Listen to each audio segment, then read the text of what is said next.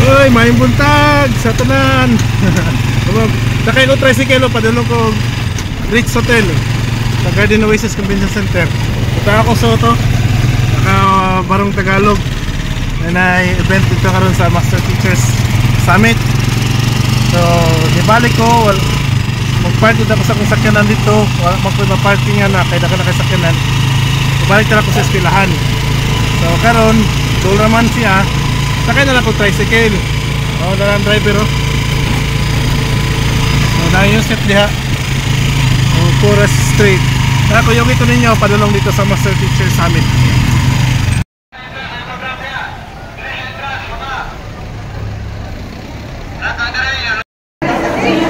Grabe kayo ninyo na puro kayo naka-Barong Tagalog dito na. So linya na punta para sa attendance. Hello Ted! Hi Ted, good morning, morning Ted. Okay, nakaka-busy kayo. So all mga admin, mga master teachers, dire, itong mga kabanan. Hi, mga gwapang. Ay, mga gwapang takadalaw mo, no? Ayan,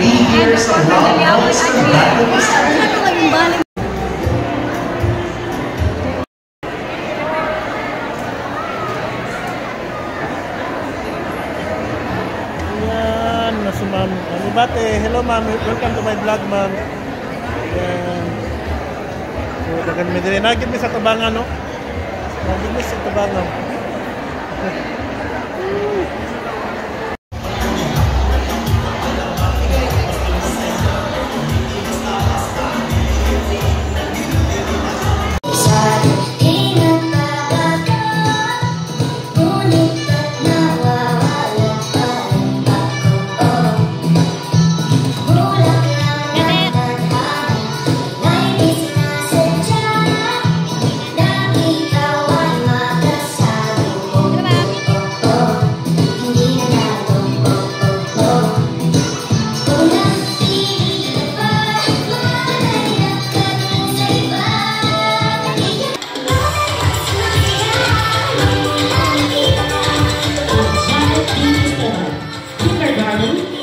And with the representative of the kindergarten, Sir Francis Kevin Pareño.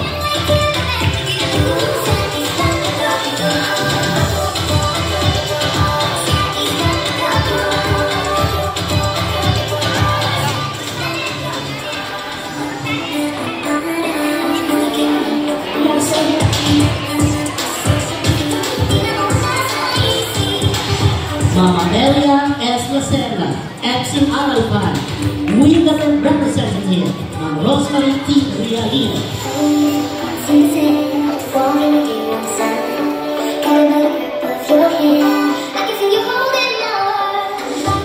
Sir Antonio A. Apa, Mathematics X, with the representative, Sir Joseph A. Hanga. Dr. L.C.E. Cagabe, with the representative from NAPE, Arnel Jan S. Cagabe.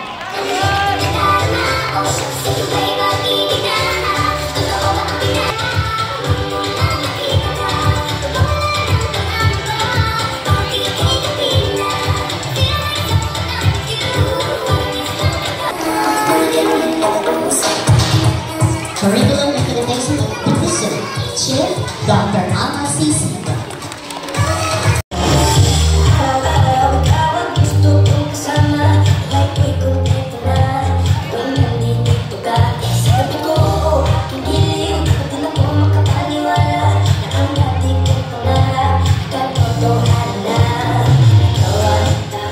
Ma'am Joseph T. Bolivar, 66, Science Division Superintendent.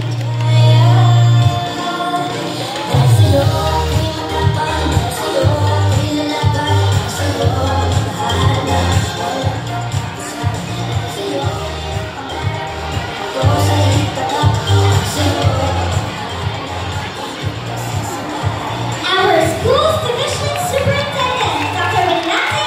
Solitario.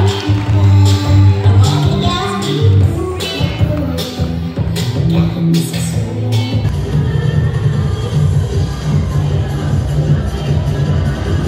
renaissance. And as we move forward, allow us in the division office to extend our warmest felicitations to one and all. And on behalf of the school's division superintendent, Sir Reynante Solitario, with my co-soma here, ASDS Josie Bolifer, who is equally beautiful as me, because all of us here are beautiful today. So walang kontra mga mega, where we all reign.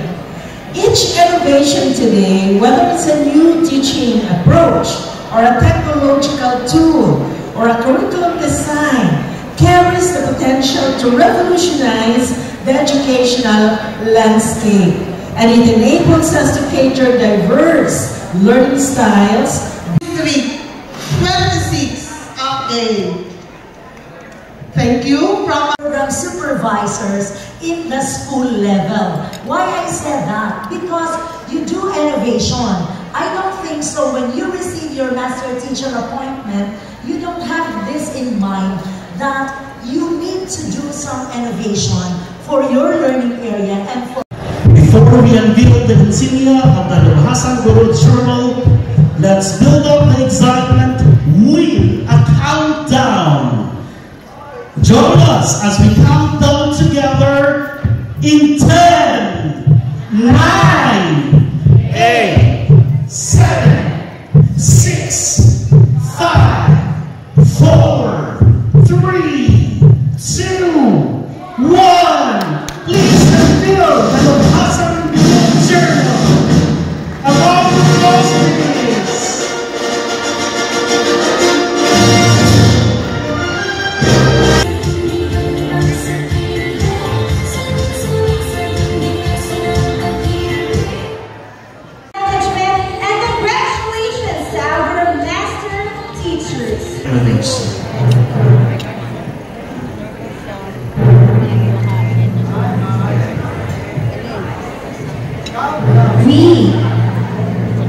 We would like to unveil the Journal of Math Districts.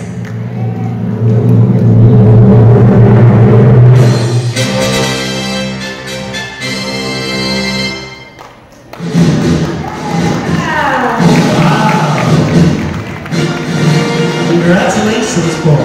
We all know every school year, we are always challenged by the system of the Department of Education as a mammoth organization to embrace and uphold its vision, mission, and the core values. Despite some struggles and bottlenecks, particularly yung siksikan ng classroom, kakulangan ng mga upuan, kakulang teachers, okay, sabihin natin teacher, T, teachable, E, encouraging, A, affirmative, C, committed, H, holistic, E, empowering, R, rewarding, teacher. A challenge is also laid down to all our supervisors here, our school principals, because you know, in your little ways, celebrate small victories and success. Reward the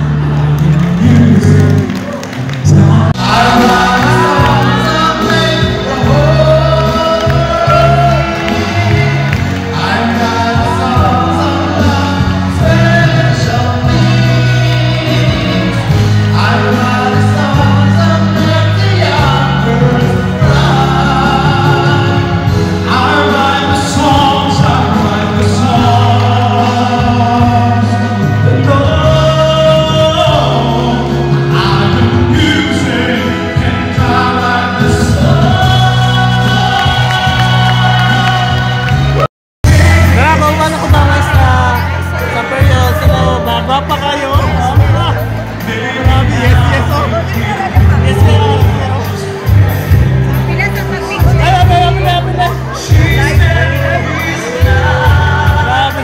Takiya to. Dalaga oh, dalaga. Dalaga. Papa na tayo eh. Ha? Oh, wow. Ay mga maistrahan eh, mga pinakapapa na seryoso na. Ha? Nakuha, nakompleto na empty sa seryoso.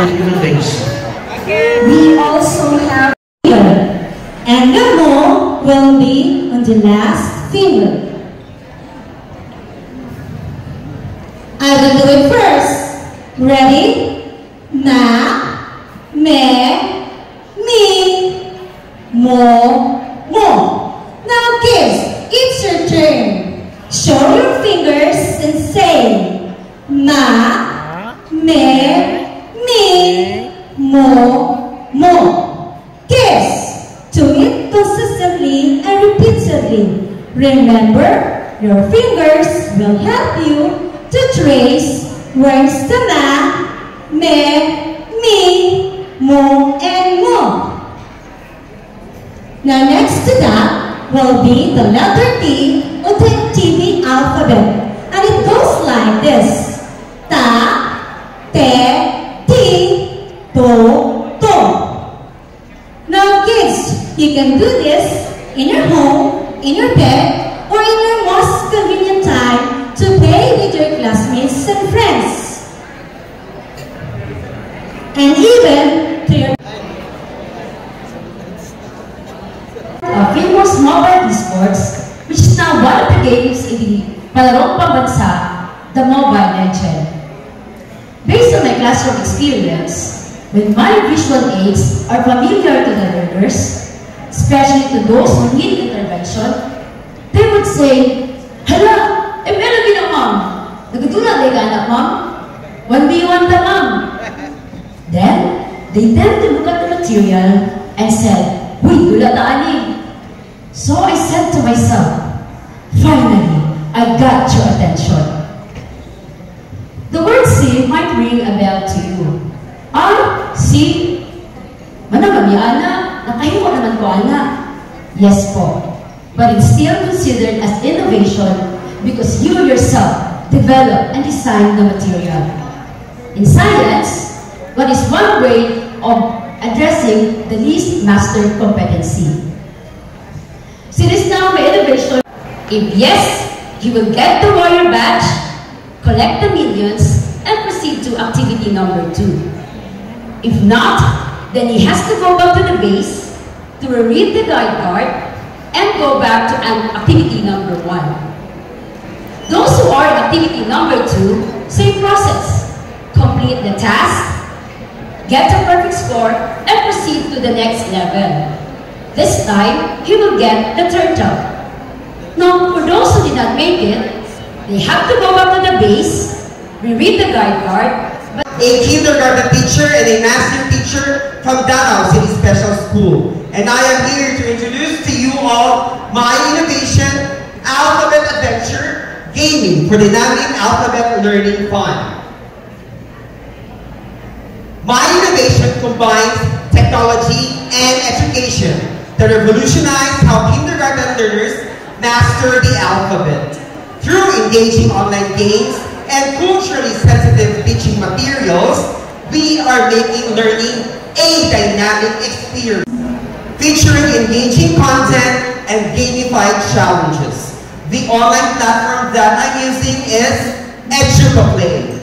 By the way, just a small background, I discovered EducaPlay back before the beginning of the school year 2003, when we had a training with APEC, or ALCOB, APEC Learning Community of Builders, where they were training teachers to be teachers who uses ICT in their classroom. However, during the training, I found out that the materials or the platform that they're using was more for learners for higher grade level. So it was a challenge for me as a kindergarten teacher to look for a platform that Isa sa hadlang sa mabisang pagpapahayag ng mga pag-aaral ay ang kanilang suliranin sa paggamit ng wasto at angkop, no? Ang mga mag-aaral ay makabuo ng mga talata at mga paglalahad.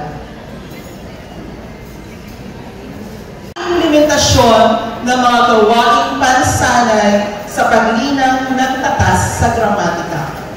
Una ay ang paghahanda, pangangalap ng Rosemary Rialino, and master teacher too of Francisco Bustamante Central Elementary School, Tibungo District. Learning, Ilok approach for Arabing Panlipunan. Yes, you heard it right. Ilok, I-L-O-K, Ilok. But this innovation doesn't involve underarms. It aims to lead the learning in classrooms just as high as you raise your arms in excitement. This is an innovative way to simplify learning in Arabing Panlipunan. As teachers, we often struggle with how to engage our young learners. Functional lesson outline for kids, an innovative educational tool designed to simplify learning subjects into digestible and education. I use simplified language and structured format. Principal Sir Melcher Diongkay supported this innovation by providing me with activities. I involve parents in the... Now, I will... Trash-free recess, embracing tumblers, containers from eco-friendly school community. My courtesy and respect. Container. I brought this one every day to school together with my very guapa na tumblers. So, mga juices na kalagay ko dito. Okay, so it's not just about keeping our school grounds clean. It's about instilling values of sustainability and responsibility in our learners from a younger age. By embracing this one, the tumblers, together with the food containers, we can create a ripple effect that extends far beyond our...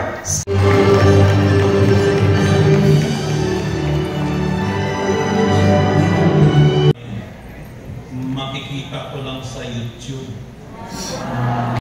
Ng pagtuturo na makaka-address sa learning style ng mga mag-aaral ngayon at alin-alin sa mga activity offerings ng mga teacher sa bawat content ang mas nakaka-excite sa learner. Ito yung klase ng mga researches ang gusto-gusto kong makita mula sa hanay ng ating mga master teacher. At hindi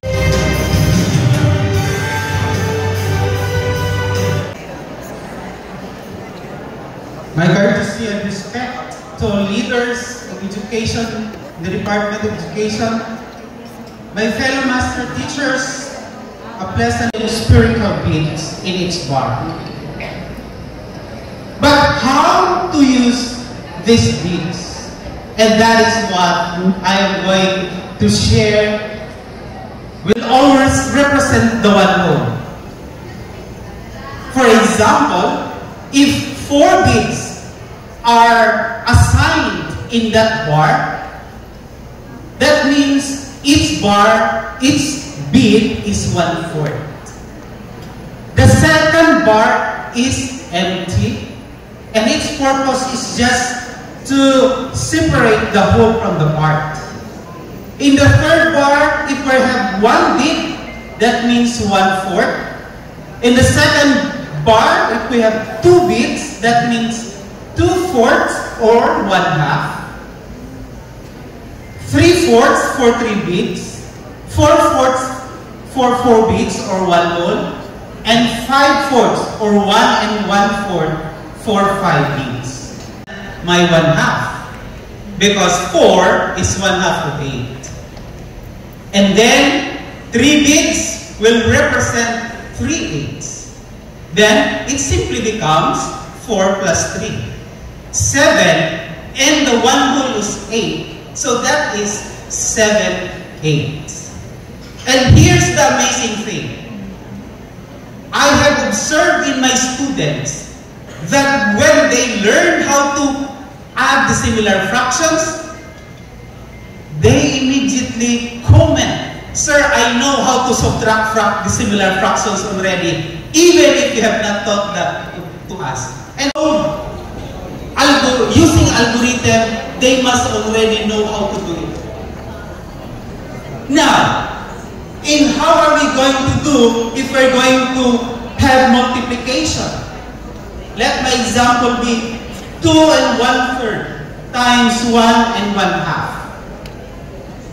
How can we arrange the bits in order to show that equation? 2 1/3 times 1 1/2. First, I'm going to assign 2 bits for my 1 whole. So that means my 1 whole is composed of 2 bits. And in the third bar, I will assign 3 bits that represent 1 1/2. Because 1 whole is 2 bits, 3 bits means 1 1/2. Then that 1 1/2 is going to be repeated 2 1/3 times.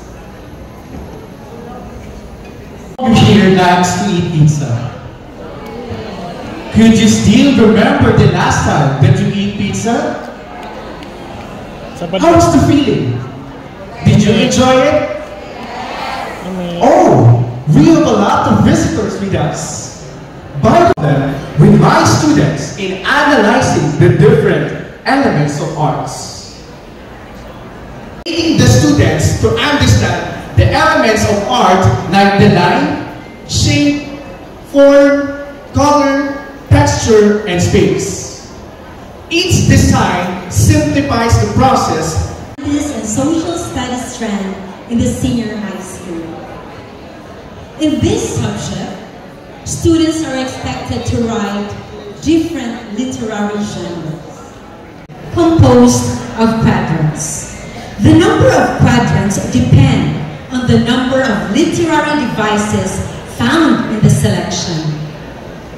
However, the synergy of this innovation is the combination of the author's toolbox graphic organizer and following the process are the 3 phases. It starts with choosing reading selections that are grade level appropriate.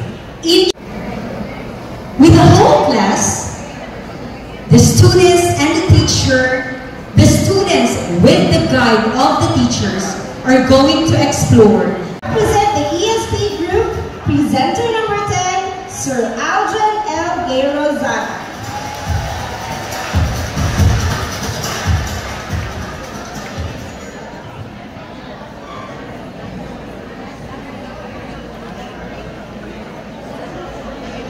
Are you tired of having group activities where students engage in off-task behaviors? Worry no more, for specific role designation tool is the answer to your problem. For collaboration and contribution of each member during group activities. In this tool, teachers may reduce off-task behaviors of their students by designating specific roles based on their skills. It also keeps learners remain focused for longer periods of time for each member of the. As what I have said, specific role designation tool intends or targets to designate and monitor specific tasks of learners during group activities. How does this innovation work? Ladies and gentlemen, presenting to you the specific role designation tool. As you can see on the screen, there are 3 columns. The first column is intended for designated roles that each member of the group shall perform throughout the activity. Here, the roles shall vary depending on the task, and this can either be teacher determined or the learners set themselves. For example,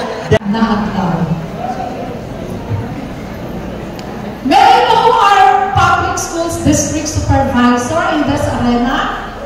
Don't Don't you ever feel ashamed of raising your hand kay naarapat ay ilok kagamihan.